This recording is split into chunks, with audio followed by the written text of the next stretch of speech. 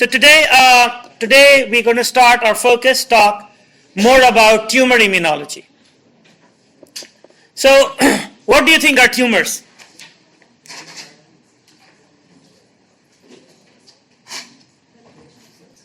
Sorry? Tumors are cells that do what?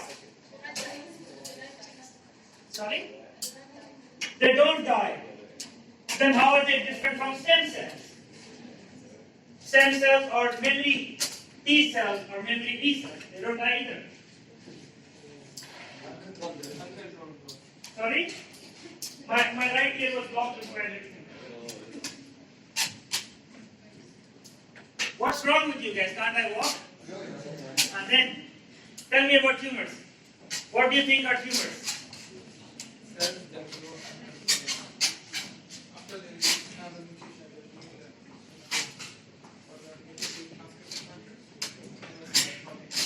How are cells regulated in terms of their growth?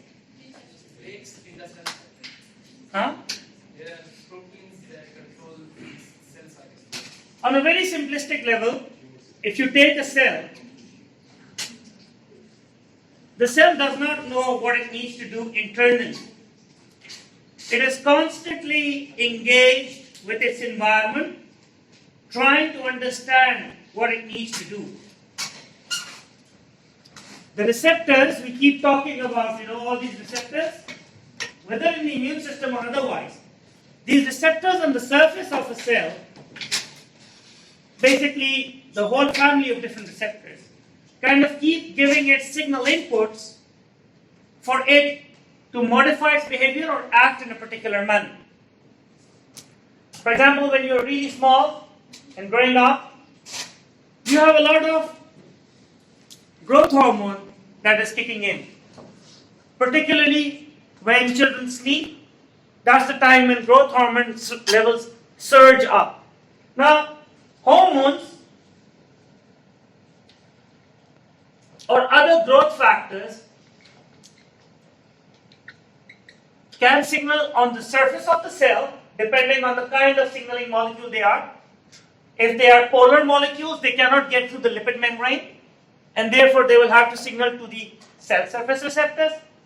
However, in case of thyroid hormone, which is primarily a lipid-soluble molecule, small size, it can simply diffuse through the bilipid layer and actually has receptors, cytoplasmic and nuclear particularly, where it will go and act and turn on, turn off other genes, right?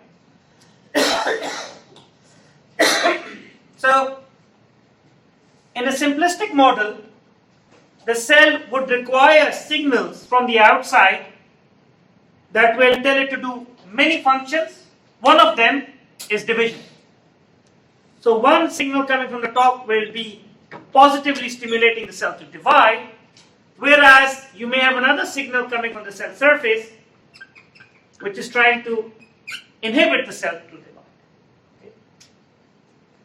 Now, you have cell surface receptors as one player, the ligand that binds to the receptor as the first, the receptor as the second, and the proteins that signal from the surface to the inside as three main players involved in this whole process.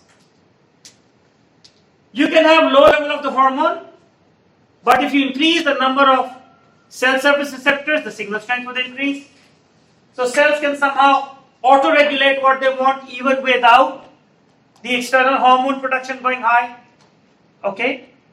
You may have a high level of the hormone and the receptors may be totally down-regulated by the cell, and therefore they may not respond to the external stimuli. So there is some level of autonomy also intrinsically that a cell has to prevent getting activated. Okay?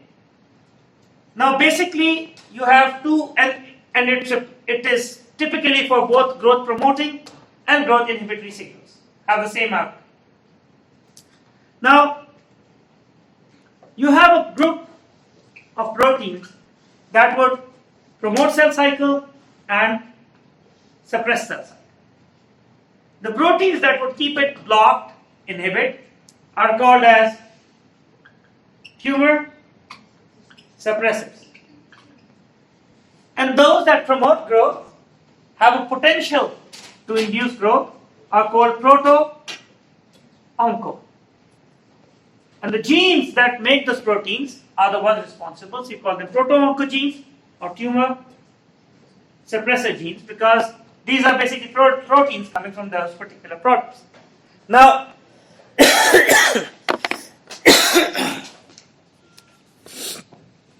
cancer can be an outcome of a mutation in any one of them. Mutation primarily means what? Change in the genome and therefore the amino acid sequence, right? Now, if you have, so there can be two outcomes. In a simplistic model, I am trying to keep it as simple as my brain allows. If you have a proto-oncogene that goes through a mutation, right? This mutation can change the functionality of the protein. Either it can lose the function. So mutation can lead to loss of function, or it can lead to a gain of function. If it leads to the gain of function, this turns into what we call as an oncogene, because it's always turned on. If it leads to loss of function, good, the cell will die off eventually. Similarly, tumor suppressor genes may be having a gain or loss of function. If the tumor suppressor goes through gain of function, it will even inhibit or stunt the proliferation and growth. However, if there is loss of function, the net effect of the positive influence on the cell will not be blocked off, and the cells go into dysregulated, or what we call as unregulated proliferations. Now, what we're going to talk about today in our session is just understand a little bit about how mutations happen, and then I'm going to shift all the way back into immunology, away from pathology, so you understand the basic concepts that we're going to go through. These are just simple terms. Neoplasia means new growth. Okay. Tumors are of course swelling. Therefore, you know from inflammation. Tumor, rubor, calor, functionalacia. So these are just general outcomes. Generally, they are classified into two main cohorts. You can have growths that are benign, meaning they grow, but they do not metastatize. They remain in the place they are, and their cells do not lose a lot of their initial phenotype that they had. Okay, they still retain their initial original phenotype from which they arise. Mostly adenomas, benign. Others become malignant. Now, think about it. If you look at tumors, you do not see tumors coming from cells that generally in your body tend not to replicate. Okay? For example, the nerves in the central nervous system do not give rise to cancer. Cardiac cancers, very rare to begin with, because these tissues by default do not have a lot of regenerative capacity. So that makes us think that tumors actually come from areas where you actually have cells that are going through proliferative processes, and while they are going through proliferative processes, that's where they usually end up acquiring mutations.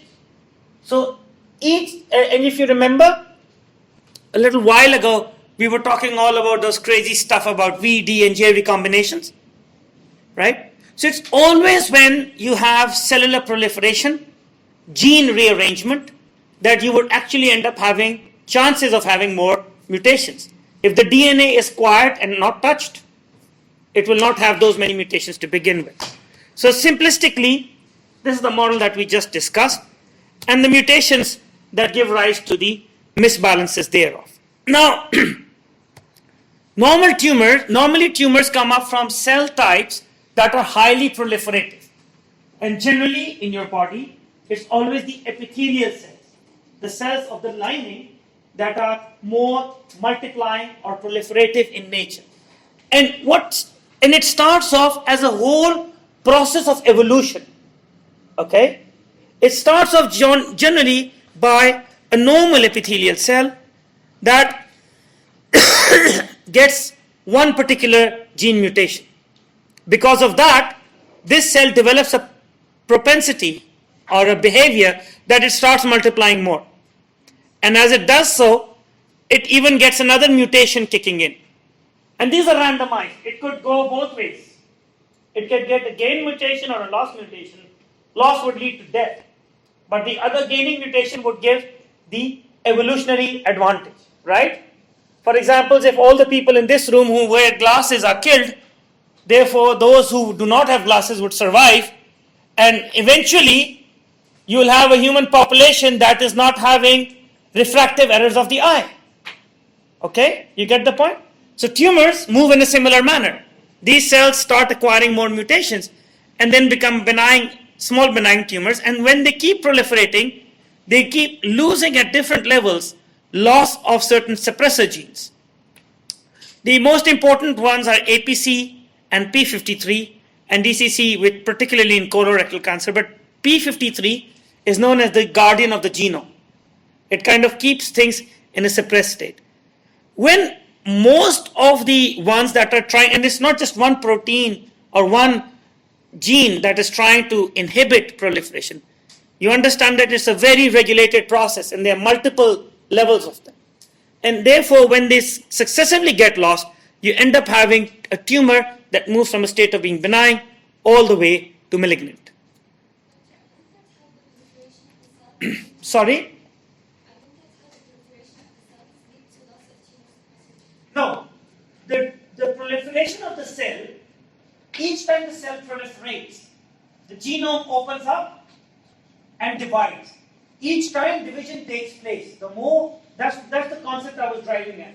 Cells that are quiescent and don't divide, cardiac, or the neurons in your brain, because they're not dividing cells, they don't have a chance to develop a tumor. Okay, or they're very, very rare tumors that come out. But cells like epithelia, which is obviously shedding off at all times, regardless of whether it's skin or my internal epithelia, they have a high proliferation rate. Each time the genome opens up for proliferation, there is a chance that mutations occur. Okay? And because the DNA is dividing and at that time mutations happen, the more the rate of proliferation of a particular cell type, the greater the probability that it will acquire a mutation. So that's what happens in rapidly dividing cells, and therefore the chances of developing cancer. Okay? Now once the cancer itself is kicked in, once tumorigenesis has kicked in, the cell is already dividing more. It's not always that it is the single gene mutation that will remain throughout. So tumors which are replicating fast now start acquiring more mutations based on their replicative capacity. And like I said, mutations could go both ways. Those that are negatively selected, they die. Okay? But those that acquire more mutations for proliferation start becoming more aggressive. Clinically, the tumors that you see are only 10% of actual tumors that exist in your body. Okay? 80 to 90% of the tumors that you may have, even now as you say, they occur, they are recognized by the immune system and killed by your immune system. And that's what we're going to talk about in the second part of my talk today. So, overall, over time, cells that start with a single mutation adapt and start having more mutations.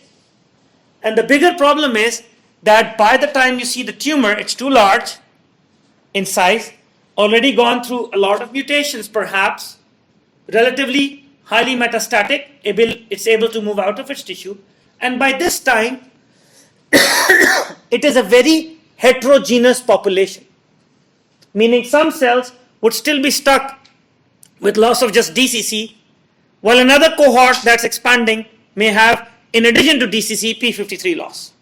So tumor environments are heterogeneous populations.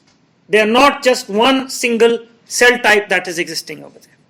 Now, the factors could be simply genetic. Okay? For example, if for some reason I have two genes that code for my P53, if I have one gene mutated in my genome for P53 that is already has lost function, and P53 is a tumor suppressor gene. If I already have a loss of function of P53 and I end up having a progeny, my son or my daughter, she may end up getting either the functional P53 gene or the mutated one. If that child already gets a mutated P53 from the parent in inheritance, it only has one P53 left to function. The moment that gets mutated, there it goes. Okay? You just lose the guardian of the genome. You get what I'm saying? So you can have an inherited probability of having high amounts of cancer. You can have environmental chemicals that cause damage to the DNA and induce mutations, causing single nucleotide substitutions. You may have radiations, X-rays. If I don't know whether it was this class or somebody else, I was teaching X-rays.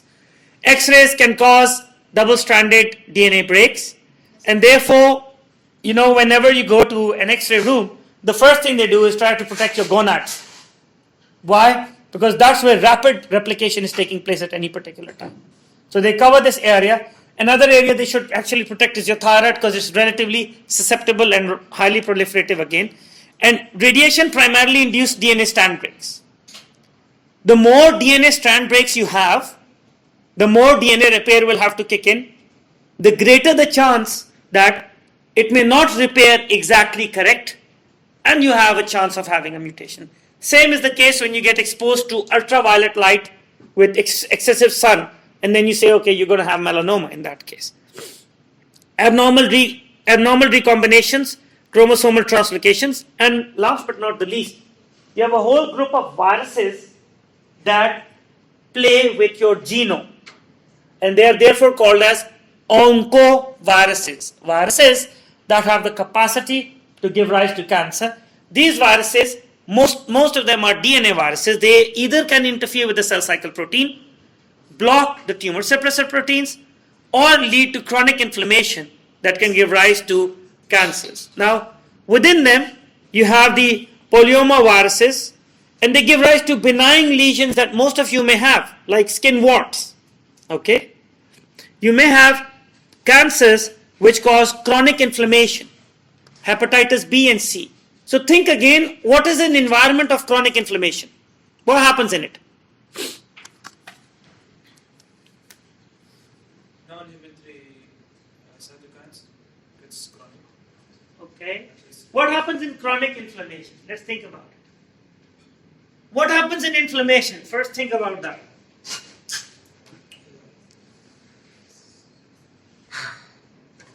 Why does he even ask questions, this man? Good. Why is inflammation happening to begin with? Tissue damage. Good. So when you have tissue damage taking place, the inflammatory process, what is its basic functionality? Good. It's trying to localize the environment, trying to prevent the spread. Plus, there are a lot of factors produced as an outcome of inflammation that stimulate regeneration. Okay? The local hypoxia, low oxygen tension that is made due to high inflammation. What does it do? Induces vascular endothelial growth factor, VEGF. And what does VEGF do? Angiogenesis. New angiogenesis. You heard the term new because it is giving rise to new blood vessel formation. Same time, it activates fibroblasts to deposit more collagen. At the same time, it stimulates the epithelial cells to proliferate. Now, if you take this whole process and put it in a state of chronicity, meaning the inflammation is there, low level, but does not stop. So it keeps producing the growth factors, keeps producing an environmental stimulus for cells to proliferate at a low rate, keep proliferating. Again, that excessive stress of proliferation may end up with dysregulation at the genome level, giving rise to cancers. Epstein-Barr virus, HTLV, HIV, all of them eventually end up giving rise to cancers. Now, the first level of defense that you have within a cell against cancers is the cell itself. The tumor cells, characteristically, the tumor cells end up stimulating their own growth. Okay, they ignore the inhibitory signals that might be coming from the environment. They even are more resistant to apoptosis and cell death. They, because of their high rate of proliferation, right, they create a local tissue hypoxia. I'm talking about solid tumors. And because there is local hypoxia, you have new blood vessel formation. For those people who like to do some kind of athletic activity,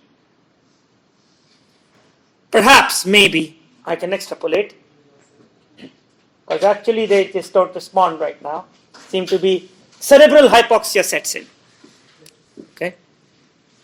Actually, I was thinking if cerebral hypoxia sets in, that would be better, wouldn't it be? Neoangiogenesis in the central nervous system. But I believe there's a different signaling happening there. But if you have people who exercise moderately, they also have new blood vessel formation to supply extra oxygen to the tissue. Tumors do the same. They develop their own blood vessels because of local hypoxia that they generate, and they start with neoangiogenesis. They try to move away from their site of origin and go to other places where they can metastasize to and replicate continuously. But one important fact they have, during the whole process, they outrun the immune system. Now, why is the immune system important? You remember this cell?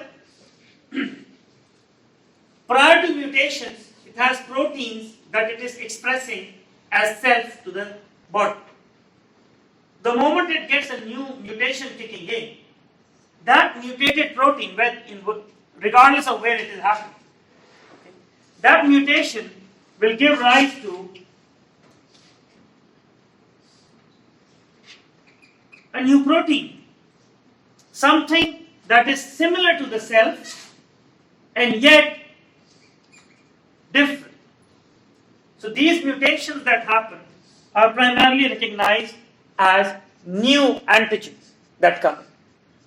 Now, you have to bear in mind that's why your immune system is actually able to recognize these tumors and kill them.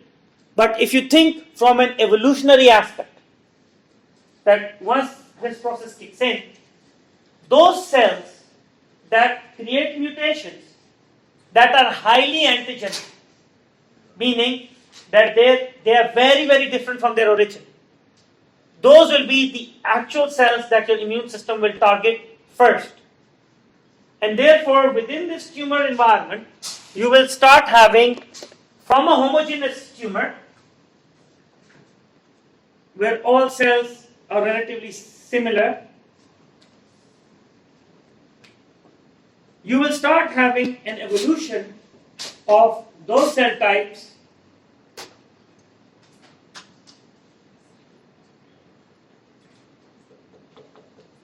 so let's say these proteins are more similar than these ones.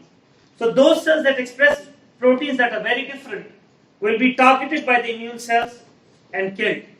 So you will start having a selective pressure over time for the tumors to only for those ones to survive that are not very antigenic in nature, meaning they're expressing proteins that are not recognized by self very well, by your own immune system very well.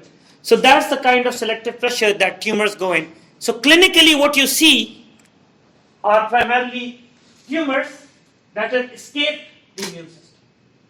Okay? So that's what happens clinically. Now, if you look at tumor immune surveillance, if you look at how in the immune system goes, surveys and kills your tumor cells, they primarily go and keep scanning the cells. Now, if you remember, we talked about cells that go through the process of selection in your body. You remember that? Positive and negative selection? And at that point, I was hoping somebody would ask me, but you guys are so nice, you don't really ask too much. Therefore, you let me do most of the gibberish talking. So if this is the number of cells, and this is the strength with which the antigen, and in this case, these cells are developing the thymus, right? So it's a self-antigen, is recognized, right? What we see is typically that most of the cells lie in an area where they do not recognize self at all. Okay? And these were the cells that were in quadrant 4 when we were discussing. You remember? We made a quadrant of CD8, CD4 T cells, and you saw this typical bird beak-like appearance cells here. There were a lot of cells here, the double positives. Yeah?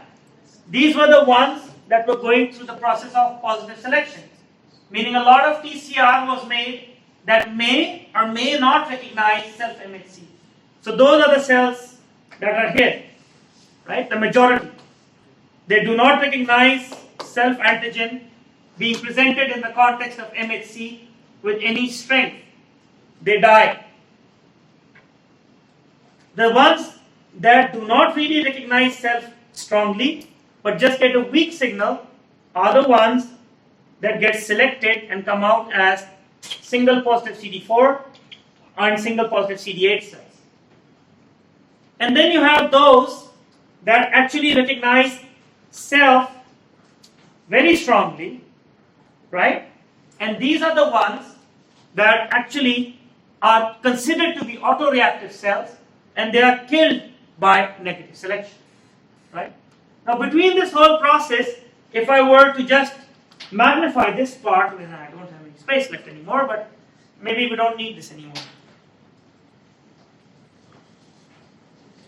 If I just expand this, zoom into this area, just this part.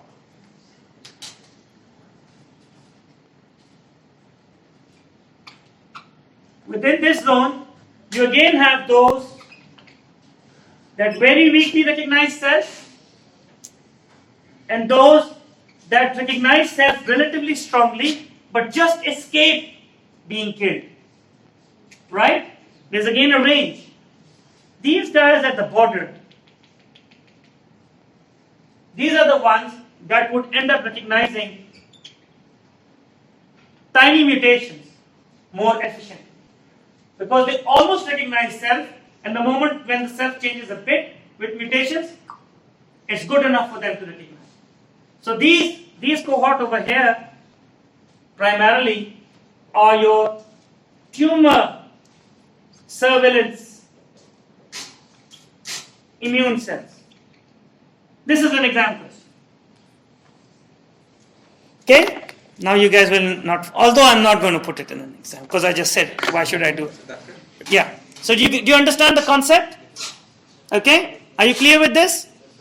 Okay. Now, yeah? The one before this, why would we do that? Not self-antigen. This one? The one before this. These one? Why would we recognize? No, so these are the group of cells. So this is just the number of cells. Okay, this bell curve is just a number. Majority of the cells that develop due to TCR rearrangement, VDJ recombination, they do not end up recognizing your own MHC. So these are the majority of the cells that do not recognize MHC. Therefore, they will also not recognize self-antigen, because self-antigen is a product of the antigen coupled to the MHC. So majority of the cells die over here, and this is the positive selection process that takes place in the thymus. A very small number of cells that just get signal enough to recognize MHC but do not recognize self-peptide strongly, they are the ones that come out at the periphery. So this is your peripheral T cell repertoire. Yeah? Isn't the x-axis the strength for self-antigens? Yeah, so this is weak recognition still. Okay, this is just arbitrary, there's no unit. I mean, I can make this graph there and then flatten it all out. Okay, it's just axis, it's got no numbers. So something that recognizes self very strongly is of course deleted because that's autoreactive. But this is also one of the theories, they say, that a few autoreactive cells actually leak out, because these would also be the ones that would give you protection against cancers. Okay? Makes sense? first experiments were really old. In 1891, one of the scientists, they developed something called a Scully's toxin. So what they did, they took bacterial streptococcal cultures, injected it into cancer patient, and saw the patients have tumor regression. In my part of the world where I come from, in our villages, they are very scared of cancers. If somebody has a swelling which is non-painful, that person by custom is doomed, okay, by the society. They think this person is not going to survive. Healthcare facilities are poor. It's not like this. You just go out, have a small thorn, and you say 999, and an ambulance comes and hugs you and takes you to Hamad and throws you there for 6 hours. That's a separate story. But that doesn't happen in our part of the world. But what is very prevalent over there also is that they say that if something like that happens to a person, they take the thorns that grow on trees, they just take those and they try to poke it in the tumor. And they say this is one way of saving you. Okay? Very illogical, no knowledge base, but what they're trying to do is they're trying to cause a small infection at the tumor site. Now, why are tumors not killed by reduced? The limiting process comes here. You remember your T cell, the cytotoxic T cell? It needs to be activated, right? Because tumor cells are self cells, just like virus infected cells. So for a T cell to be activated, what does it need? Signal number 1, T cell receptor recognizing the peptide MHC. Then it needs what? Signal 2, CD80 and 86 engaging CD28, so that it phosphorylates the TCR and allows good signaling to go through. Now pause right here. Your regular antigen presenting cells, when they are not activated, they have low expression on the surface of MHC1, plus the co-stimulatory molecules CD80 and 86 are very, very low. Now when you take a thorn and put it in that tumor, you are actually stimulating that particular environment to start having some kind of an infection from the bacteria. And your antigen presenting cell from the toll-like receptor signaling that comes from the bacteria start upregulating these two molecules. Although they are upregulating MHC1 and CD80 and 86, thinking about the infection, but it also ends up stimulating a T cell which is in the vicinity for the tumor antigen. So those are they were very simplistic, old, tried methods to try and save a person who develops cancer in my part of the world. And if that failed, then they said, that's it, we can't do anything more for this particular person. And people would usually end up dying. Now, see, this is more than around 100 years back, or even more. You have the same kind of concept being used in the West, where they take a bacterial culture, put it in tumors, and they do see a small improvement in that. Yeah.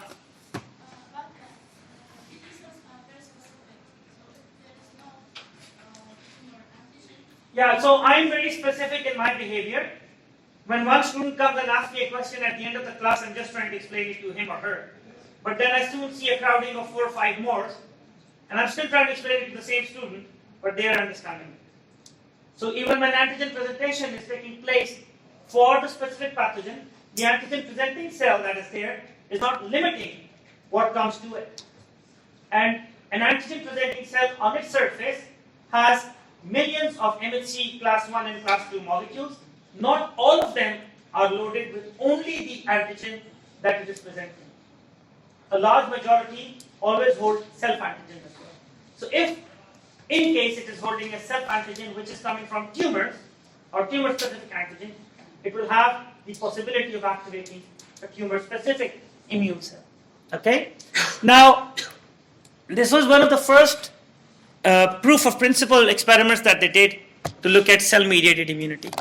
Now, tumors can express altered proteins.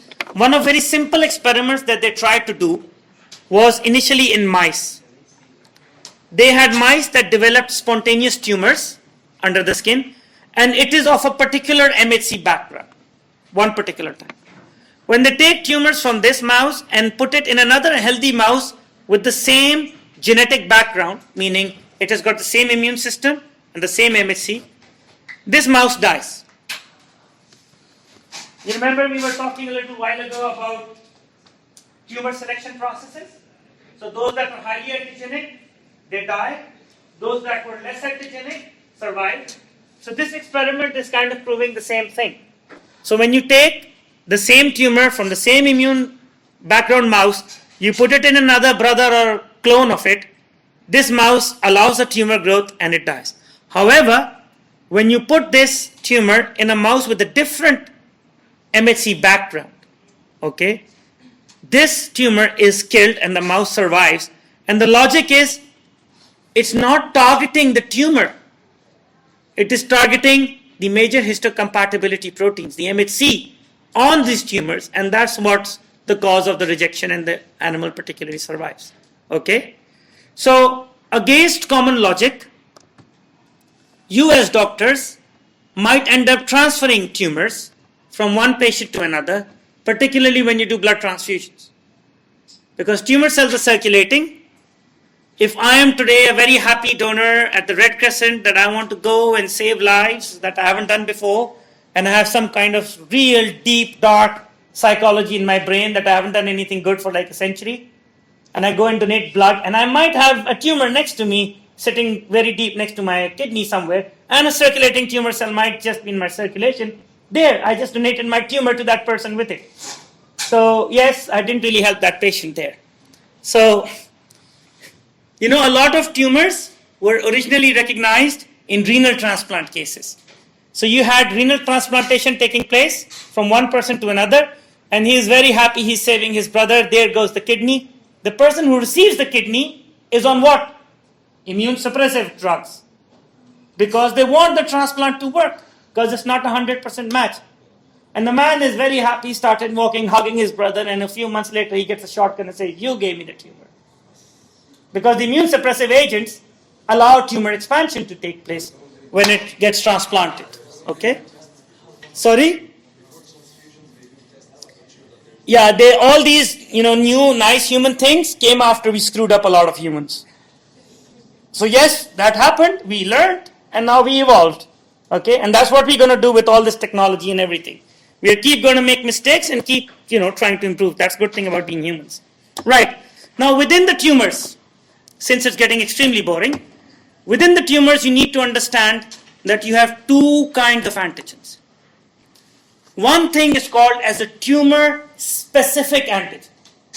A tumor-specific antigen means that this antigen is only found in this tumor, meaning it's a product of that particular mutation.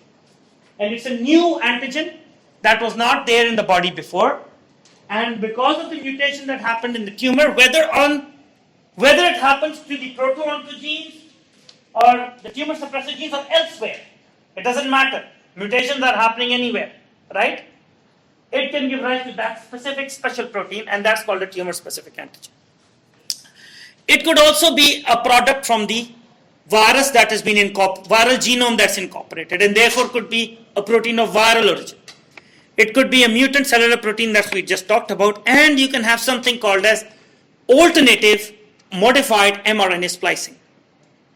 Or you can have a proteasome that when it's cutting down different kind of proteins or breaking them down, instead of just cutting them down and throwing them away, it cuts and pastes them in a different way, so you give rise to a new particular antigen in them. So they are all called tumor-specific antigens. In addition to these, you have something called as tumor-associated antigens, meaning these proteins are found in tumors, but also in other cell types. They're not only a product of this tumor. Do you get the point? Tumor-associated antigens may be proteins that are normally expressed in very less amounts in normal cells, but in tumor, this protein is being synthesized in huge amounts. And because of that, it's being expressed on the surface in huge amounts. Alternatively, once you were all tiny little fish. I was one too, when I was in utero life. And that's where I was expressing proteins that are primarily of embryonic origin. They were really important for me to not really swim like a tadpole, but was from a worm developed into a vertebrate primarily. And they were important for my cellular processes at the level of embryogenesis. Later, once it was fully developed, all those genes were completely shut down. And they're not required for postnatal life or life after birth. All those proteins were again not expressed in the thymus. And my immune system never saw them as self proteins because they were never really expressed. They were in my in utero life only. Okay? So these early embryonic proteins, they may start being expressed in the tumor cell because the genome over here opens up in a different way altogether. It starts expressing new proteins. So they also are termed as tumor-associated antigens, meaning these proteins are present in your body, but they don't express primitively in that particular manner. In addition, you may have antigens that come from particular organ systems that are immune privileged. Yes, please. Doctor, when the genes from the embryonic organism, they get activated, the system, the immune system, Correct.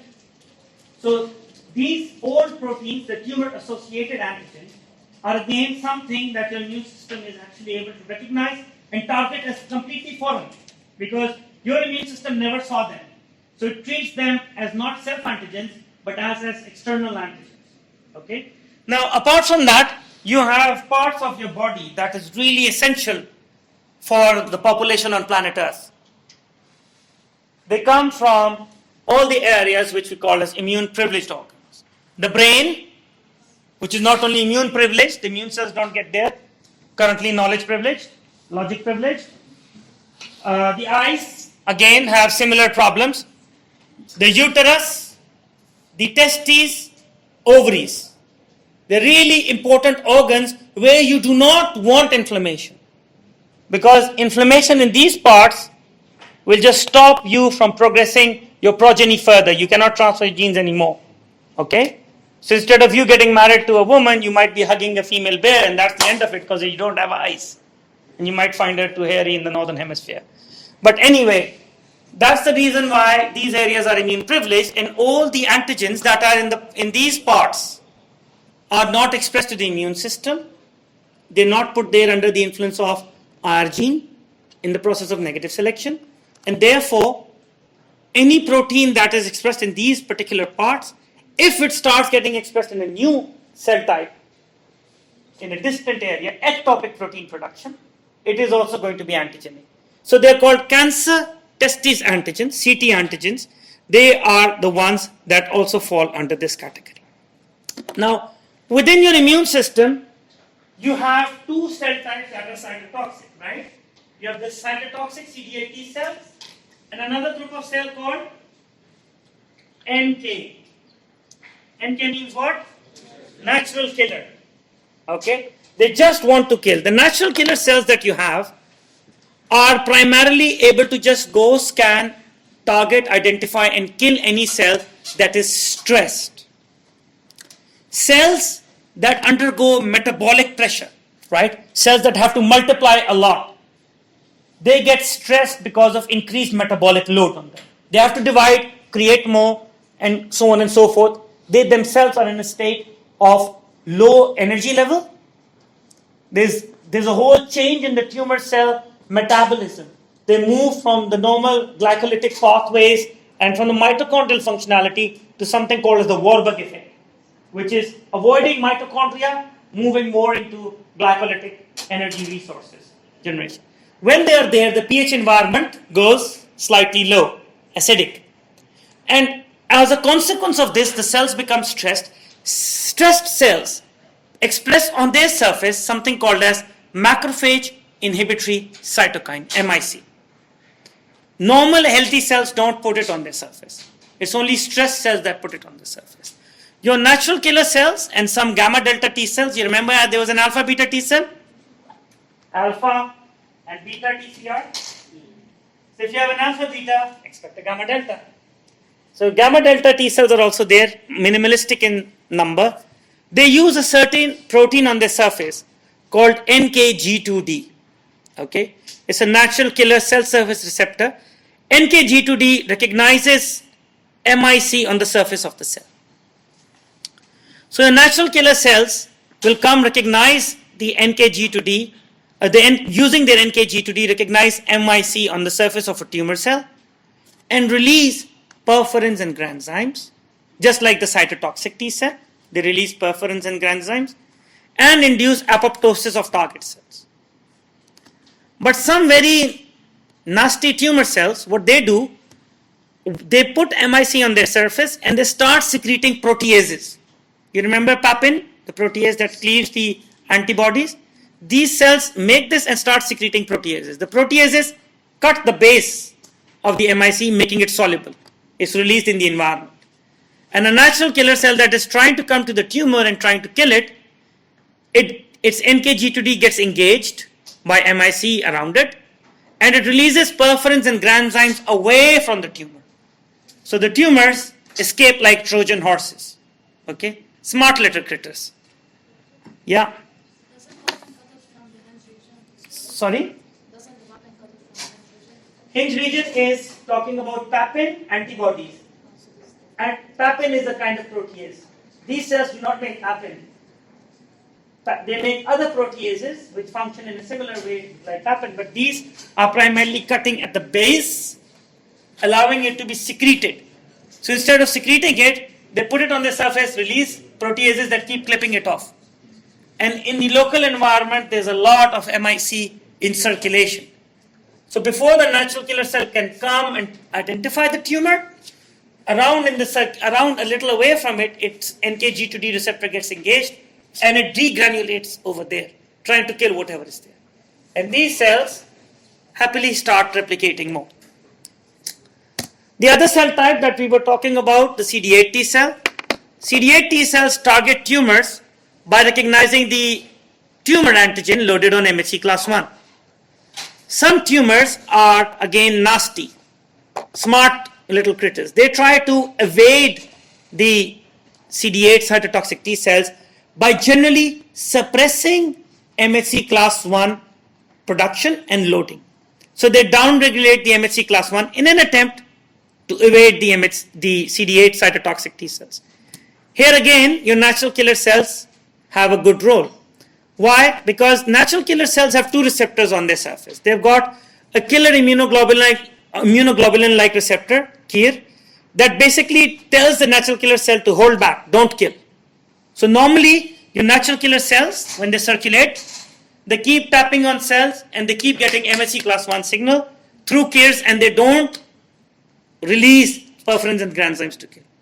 But the moment they have NKG2D being activated through MIC, whether it's a viral infected cell or a tumor cell that is stressed, they immediately release the perforins and granzymes and kill the target cell through lytic granules. So anything that evades the cytotoxic CD8 T cells is susceptible to natural killer cells if the cell is modulating MHC class 1 expression. Apart from these tumor behaviors, tumors also have other means by which they can try and evade the immune system. One of the things is that tumors start making an inhibitory cytokine called transforming growth factor beta, TGF-beta. TGF-beta generally has an inhibitory effect on T cells. Apart from that, it is also able to recruit the regulatory T cells. So not only does it block T helper 1 cytotoxic T cells, but it also recruits Tregs, and these Tregs now start secreting more TGF-beta and IL-10 in the local tumor microenvironment, thereby trying to protect itself. Okay? Now, these are all the ways by which those tumors actually evolve into large sizes that we see, which our immune system cannot really target anymore. So these are all tumor immune evasion mechanisms. Okay? How do they actually evade the immune system? Yeah. So a tumor by its own self has the capacity sometimes to start secreting inhibitory cytokine like TGF-beta. TGF-beta blocks any cytotoxic T lymphocyte in the vicinity from attacking it. Moreover, this local secretion of TGF-beta also recruits or brings to it regulatory T cells. You remember these Tregs would also be coming from this particular area, autoreactive. They come, recognize the self-antigens there, and release more TGF-beta and IL-10 to inhibit the anti-tumor T cells. And when they do that, the immune system that was targeting tumors suppresses. Okay? And therefore, the tumors have more space to proliferate. Now, since you are tired and I don't ever stop, we're going to another part of our discussion. You remember we were talking about these three signals, signal 1, 2, and 3. What is signal 3 supposed to be here? Which cytokines? For cytotoxic CD8 T cell to expand, which cytokine is needed? Interleukin 2, very good. So interleukin 2 is required for what? Clonal expansion. Interestingly enough, none of you asked that when you have the T cells get, so this is the time of infection, right? Viral infection or other. None of you said, hey, this is expanding clonally, but why is it stopping here? Maybe some of you did and I just choose to ignore. Steric hindrance? Steric hindrance was one logic that I gave. Inhibitory receptors. Inhibitory receptors. Very good. So as your T cells are expanding, the CD8 T cells are expanding, they initially when the cell is naive and it wants to get expanded, it's expressing on its surface CD28. CD28 signals more for the TCR signal to go in. In addition, we talked about the cytokine signaling coming from a lot of interleukin 2 through high affinity IL-2 receptor, which is CD25. It keeps signaling for clonal expansion. As the cells keep expanding and multiplying and go through a number of rounds of division, over time they start down-regulating CD28 and start upregulating another molecule called CTLA4. CTLA4 does not have a cytoplasmic signaling domain. Okay? Number one. So CTLA4 just acts as a competitive blocker because it actually likes to bind to CD80 and 86. The affinity with which CTLA4 likes to bind to CD80 and 86 is 10 times higher than CD28. So when your cells are reaching the peak of clonal expansion, that's when they start also expressing on the surface CTLA4. They don't want any more signals to expand now. They need to stop proliferating and perhaps move out of the lymph node to go to the tissue. At that stage, a lot of CTLA4 that is expressed, it goes and binds to CD80 and 86 in preference to the low amount of CD28 that is there, thereby blocking the co-stimulatory signal. Other proteins such as LAG3, TIM1 do similar outcome. So this is how it tends to block. Another event that happens here, how does the clonally expanded T cell population finish off post-clearing infection? Apoptosis, how? Sorry? Good. So on the surface of these T cells, you have Fas ligand, which is the death receptor. Also on the surface of these T cells, you have Fas. So clonally expanded cells, when they come into interaction with each other, they start inducing apoptosis into one another. In addition to that, you have another protein on the surface called programmed death receptor 1, PD1. This is engaged by another protein called programmed death ligand 1, PDL1. And if somebody says there's ligand 1, should also have ligand 2. So PDL1 and PDL2 exist. Now all of them are responsible at this stage for shutting down the clonally expanded T cells. Now think about your tumor. If your tumor really likes to survive in your body, if it starts expressing a lot of PDL1 on its surface, So the moment the cytotoxic T cell over here tries to come and kill it, inverse. These tumor cell expressing programmed death ligand 1 will actually inversely kill the cytotoxic CD8 T cell. Okay? In addition, if your tumor cell starts expressing a lot of fast ligand, it will go back and kill your immune cells expanding, right? This story of Alice in Wonderland gets worse because the Mad Hatters creep in. Now, is this clear? I know we are brain dead. We've been talking constantly for the last 1 hour. Yeah? So CTLF4 is like, let's say you make a clone of yourself that doesn't function. Okay? And you want to go on a night out with your friends, and your mom says you're grounded. So you put the clone there that sits like this watching television, and you slip out. Your mom comes and says you want dinner, and the clone doesn't respond. So CTLF4 is just a placeholder that your mom recognizes as you, but is non-functional. However, you make it rosy cheeks so it's cuter, and your mom likes it more than you, has a higher affinity. Okay? So CTLF4 is a surrogate, competitive, inhibitory molecule that is on the surface of an activated T cell, not a naive, an activated T cell. And its job is to engage CD80 and 86, blocking more signaling of co-stimulation to the T cell.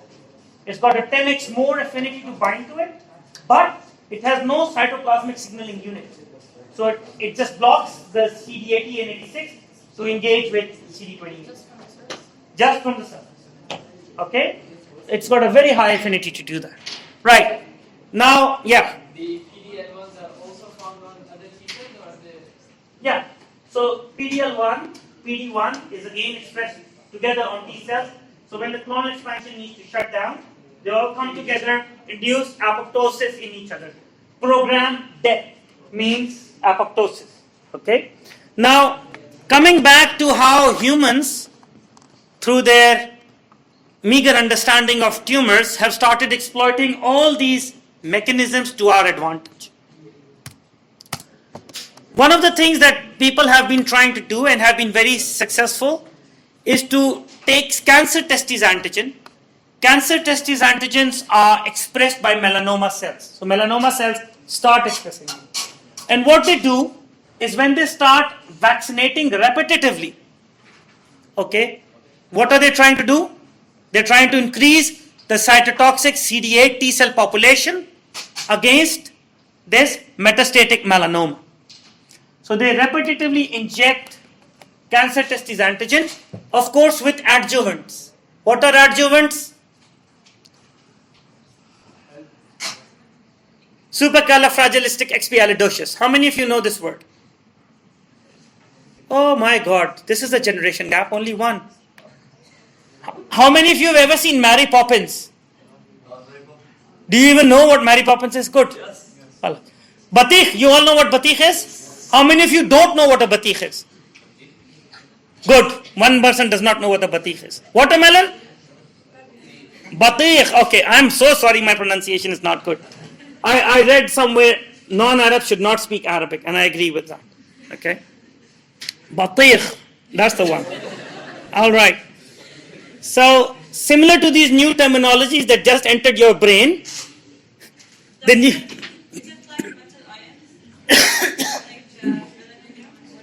Very good. Excellent. Adjuvants. So, whoever talked to you about vaccination and whoever ever thought about studying about vaccines, all of you commit cerebral suicide. Because the first thing you should have done is gone and looked what those damn adjuvants are. Vaccines are supplemented with adjuvants. Adjuvants are important to increase the potency of the immune response. And why are they done? They are done primarily to activate the antigen-presenting cells, to upregulate NSC production, CD80-86 production, and co-stimulatory molecules. Adjuvants are very, very important part of the vaccination processes. And they are usually heavy metals like alums, as she said, that are primarily used. How they function is still not very clear. There's a whole group that works on them in Bethesda, and they don't know how adjuvants really work, but they work. So what you do is you vaccinate against cancer testis antigen with adjuvants. You are trying to increase antigen presentation repetitively to increase the amount of CD8 T cells and the memory CD8 T cells against cancer testis antigens. And what they see is over months, you see that the percentage of blood CD8 T cells as they increase, which are specific to the CD antigens, you see that it goes to a process of regression till it reaches no evidence of cancer. So your immune system is primarily used to eradicate the tumors by activating it. Yes? Can't these CT antigen bind to normal cells? CT antigens are found where? Cancer testis antigens. They are present there normally. But that part is immune privileged. Just like the blood-brain barrier, you have blood testis barrier. Immune cells don't go across it. But your melanoma cells are in the skin where your immune cells can go. And when they start producing an antigen that is not present or seen by the immune system, they are susceptible to being damaged by it. So you use this particular process to kill it. Another way you can manipulate the immune system, bas khalas, brain dead, kaput. Do you want a 5-minute break? And then we start again because there's like da-da-da-da-da-da, puppy power, lots of it. But really, all of this is simple. You can even read to understand it if you understand those concepts. Because I'm just like now, like just drilling into same nonsense that I told you. Boss? Yeah, what?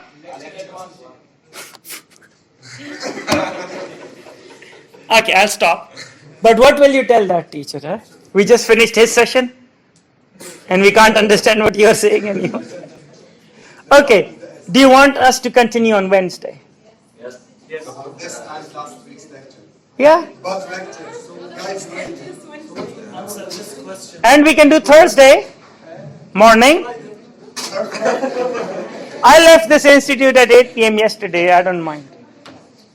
As long as you guys have the strength to do it, I can stop. No problem.